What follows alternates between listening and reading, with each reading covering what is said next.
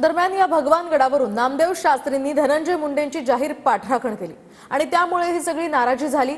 दरम्यान नाराज झालेलं देशमुख कुटुंब पुरावे घेऊन भगवानगडावर पोहोचलं आणि याच वेळी देशमुख कुटुंबियांची कन्या वैभवी देशमुखनं नामदेव शास्त्रींच्या एका वक्तव्यावर नाराजी व्यक्त केली आहे। तर भगवानगडावर नेमकं काय झालं पाहूयात।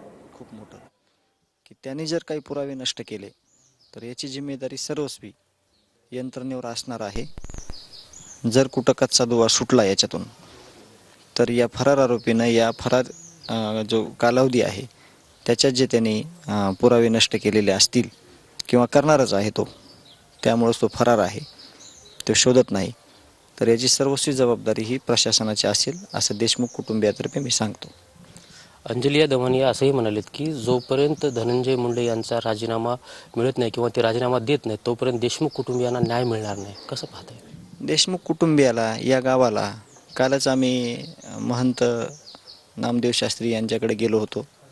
आम्ही त्यांना सांगितलं, आमच्या गावाचं स्टेटस दिलं, गावाला पोलीस स्टेशनकडून, अख्ख्या गावाला पोलीस स्टेशनकडून एक प्रमाणपत्र भेटलेलं आहे।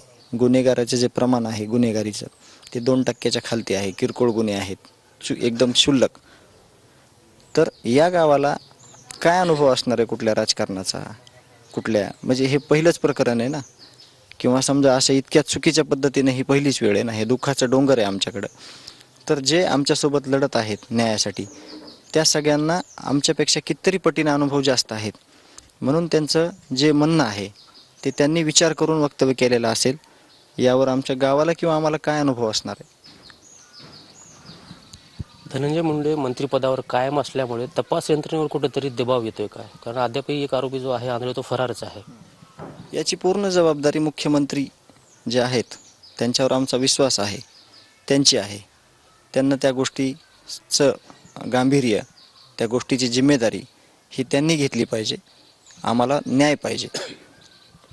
नक्कीच मुख्यमंत्र्यावर आमचा विश्वास आहे आणि आम्हाला न्याय पाहिजे अशी भूमिका स्वर्गीय संतोष देशमुख यांचे बंधू धनंजय देशमुख यांनी व्यक्त केलेली आहे।